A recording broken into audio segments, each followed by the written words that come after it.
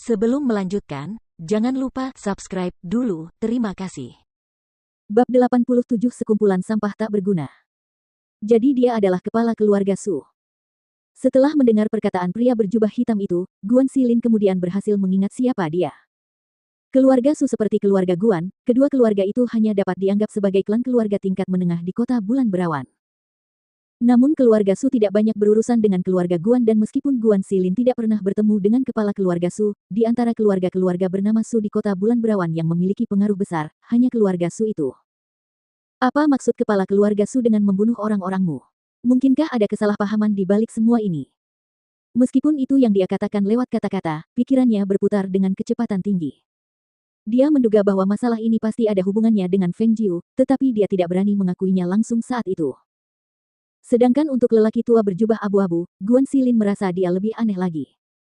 Dia belum pernah melihat lelaki itu sebelumnya, tetapi dia berhasil menghancurkan penghalang Jiu kecil dan tampaknya dia bukan lelaki tua biasa.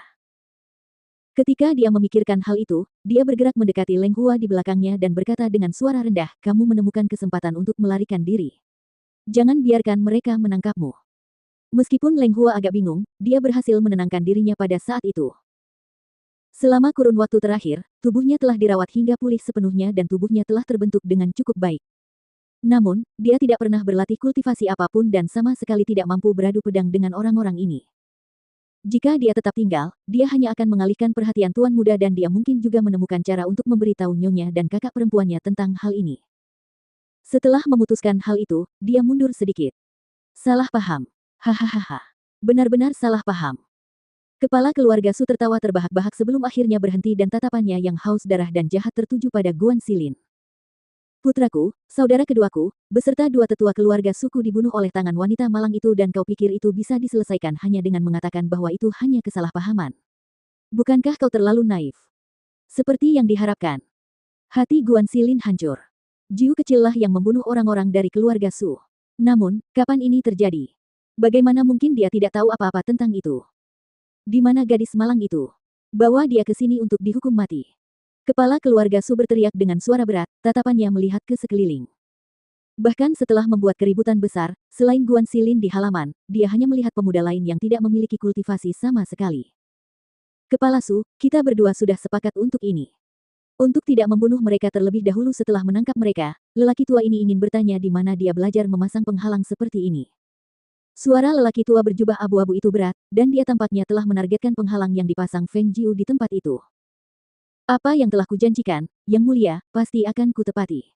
Dalam situasi saat ini, yang terpenting adalah kita mencari jawaban tentang keberadaan gadis malang itu.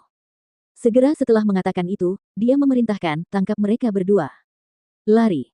Teriak Guan Xilin dan mendorong Leng Hua ke belakangnya, sementara dia sendiri menangkis serangan yang datang dari depan. Dentang! Klong! Sue, ha, plus. Suara benturan bilah pedang terdengar jelas di udara malam, saat lengkungan energi tajam melesat melewatinya. Guan Xilin memegang pedangnya di depannya untuk menahan serangan dari orang-orang berjubah hitam, bertarung dalam upaya putus asa untuk mendapatkan waktu lagi bagi Leng Hua untuk melarikan diri. Namun, dia bukanlah Feng Jiu. Meskipun kemampuan bertarungnya telah meningkat, tetapi melawan orang-orang yang dipilih dengan cermat dan dibawa ke sini oleh kepala keluarga Su, menjadi jelas bahwa dia kalah. Terlebih lagi, itu 1 lawan 10 dan setelah beberapa saat, pakaian dalamnya yang putih sudah ternoda oleh darah. Namun, bagi orang-orang berjubah hitam untuk menangkapnya tanpa harus mengambil risiko harus merenggut nyawanya, terbukti merupakan hal yang sulit bagi mereka.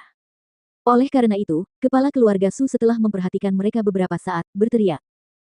Sekelompok sampah yang tidak berguna. Dia melompat dan terbang di udara ketika kekuatan mistik yang tebal dan kuat berkumpul di telapak tangannya sebelum dia menyerang. Bam! Wus! Plus!